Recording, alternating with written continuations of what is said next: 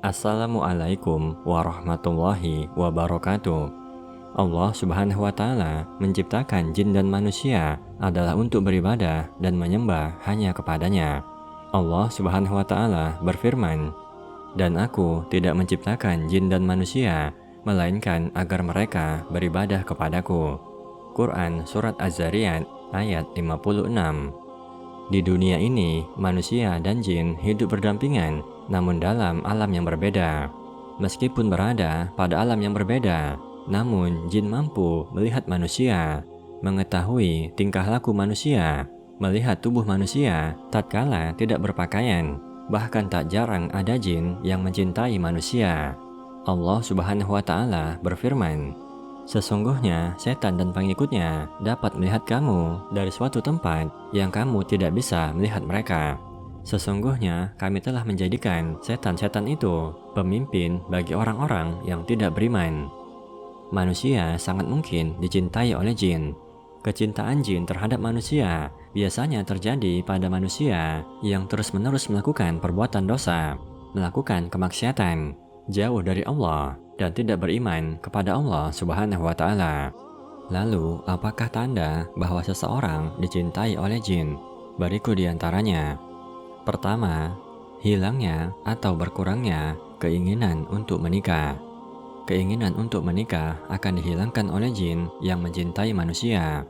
Salah satu caranya bahwa jin akan berupaya menjadikan manusia yang ia cintai sering bertengkar dengan pasangannya, merasa sakit hati dan trauma terhadap pasangannya, sehingga dia tidak lagi merasa nyaman untuk menjalin hubungan dengan sesama manusia. Kedua, kecanduan masturbasi. Manusia yang dicintai jin memiliki dorongan syahwat yang kuat untuk dilampiaskan dengan cara yang kurang baik. Sekalipun dia telah memiliki pasangan, namun jin akan membuatnya kurang puas dengan pasangannya dan lebih memilih untuk melakukan masturbasi. Ketiga, sering bermimpi didatangi oleh lawan jenis. Meskipun seseorang telah menikah, namun tidak menghalangi jin untuk mencintai manusia. Jin akan mendatangi manusia dalam mimpi dan menjelma menjadi sosok yang cantik dan tampan, bahkan ada yang sampai bercinta dengannya. Keempat, mudah menyukai lawan jenis.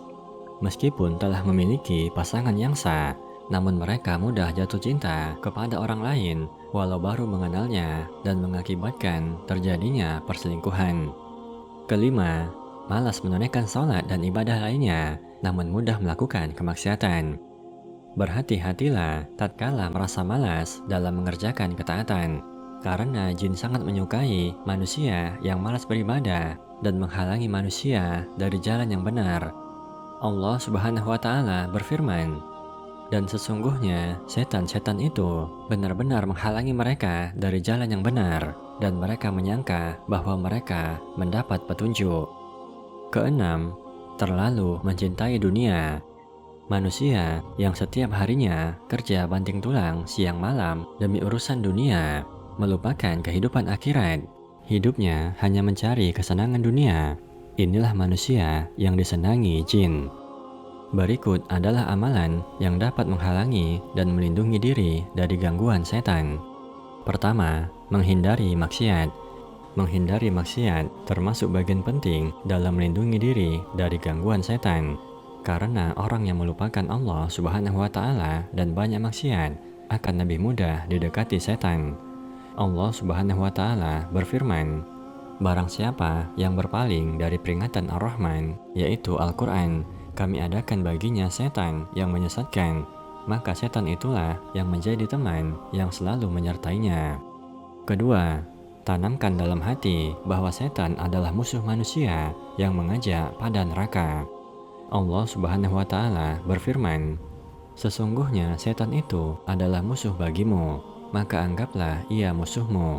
Karena sesungguhnya setan-setan itu hanya mengajak golongannya menjadi penghuni neraka yang menyala-nyala." Quran Surat Fatir ayat 6. Ketiga, hindari tidur dalam keadaan tidak berpakaian. Pastikan ketika tidur, aurat antara pusar sampai lutut tetap tertutup. Dan jika harus membuka aurat, pastikan membaca basmalah. Rasulullah Shallallahu Alaihi Wasallam bersabda, tabir penutup antara pandangan jin dengan aurat Bani Adam adalah apabila seseorang melepas pakaiannya, dia membaca Bismillah. Keempat, berpegang teguh pada Al-Quran dan As-Sunnah. Allah Subhanahu wa Ta'ala berfirman, hai orang-orang yang beriman, masuklah kamu ke dalam Islam secara keseluruhan, dan janganlah kamu ikuti langkah-langkah setan. Sesungguhnya setan itu musuh yang nyata bagimu. Kemudian perkara ini dikuatkan oleh sabda Nabi Sallallahu Alaihi Wasallam. Jika anak Adam membaca ayat sajadah, lalu dia sujud, maka setan menjauhinya sambil menangis. Setan pun berkata, celaka aku. Anak Adam disuruh sujud, dia pun bersujud, maka baginya surga. Sedangkan aku sendiri diperintahkan untuk sujud, namun aku enggan, sehingga aku pantas mendapatkan neraka. Hadis riwayat Muslim. Kelima, senantiasa berlindung kepada Allah dari gangguan setan. Allah Subhanahu wa Ta'ala berfirman, jadilah engkau pemaaf dan suruhlah orang mengerjakan yang ma'ruf, serta berpalinglah daripada orang-orang bodoh. Dan jika kamu ditimpa sesuatu godaan setan, maka berlindunglah kepada Allah. Jadilah hamba yang selalu berlindung kepada Allah dalam setiap keadaan. Misalnya, membaca doa ketika makan dan minum, ketika masuk kamar mandi, ketika masuk rumah, dan ketika hendak tidur. Keenam, memperbanyak zikir. Setan memiliki sifat waswasil khannas, maksudnya menggoda hati manusia ketika manusia lalai. Namun ketika manusia ingat kepada Allah, maka setan akan mengecil. Ibnu Qayyim rahimahullah berkata, yang bisa melindungi manusia dari musuh hanyalah zikir pada Allah Ta'ala. Musuhnya baru bisa menyerang ketika manusia lalai dari zikir. Namun jika dirinya disibukkan dengan zikir pada Allah, musuhnya akan sembunyi menjadi kerdil dan hina. Ketujuh, senantiasa bertaubat dan istighfar. Ketika manusia tertimpa dosa, lalu ia mengingat akan hukuman Allah dan pahala dari Allah, maka ia pun bertaubat dan kembali padanya. Ketujuh, senantiasa bertaubat dan istighfar. Ketika manusia tertimpa dosa, lalu ia mengingat akan hukuman Allah dan pahala dari Allah, maka ia pun bertaubat dan kembali padanya. Dengan selalu mendekatkan diri kepada Allah dan menghadirkan Allah dalam setiap keadaan, insya Allah kita akan selamat dari segala gangguan setan.